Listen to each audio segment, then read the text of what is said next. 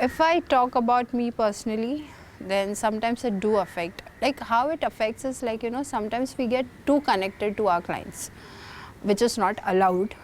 Officially, it's not allowed. But sometimes you feel like, oh, no, it should not be that way or in that way.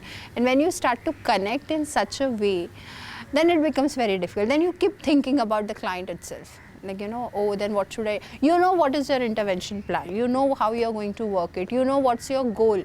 But the connection makes all mess, and then you keep thinking a personal level pe. Of course, during the sessions you don't show that much, but at the personal level, after the client goes, still you have that thought process in your mind, and then it starts to keep you like engage in that thought process, not doing your work on time or not happening things on time. That is how where these things come across and brings you up in the emotional disbalance sometimes happens.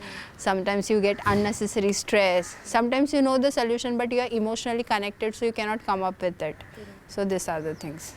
So basically the training, my training itself requires me to deal with this in a certain way, to basically bracket it in a way that I am able to juggle between the normal life that I have and the life in which I am with my clients. Because their lives are so different, so vastly different from what I have seen so far, especially when you are dealing with children from trauma backgrounds, and then there is a situation of abuse or something, then it becomes quite like it takes a certain while for you to then come back to being normal about it, or let me not use the word normal, or being okay about it. So in that sense, the issues that I have faced is like feeling upset,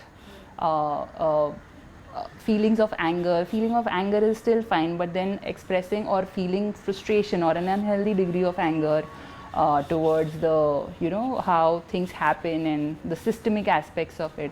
So that is something that I have faced. Then in terms of if there is a deadline that you have to follow, or if you are trying to chase a target, then the anxiety that is around that. Although I have not personally faced it yet, but there is something called therapist burnout, because if you are client after client, if you are faced with so many concerns that the clients come and share with you, then it reaches a point where something like a burnout happens. It's also called as compassion fatigue, where you use up so much of your compassion for people's problems that you kind of become fatigued, and things stop affecting you, or affect you in a not so healthy way. So that is also an aspect that counselors and therapists face.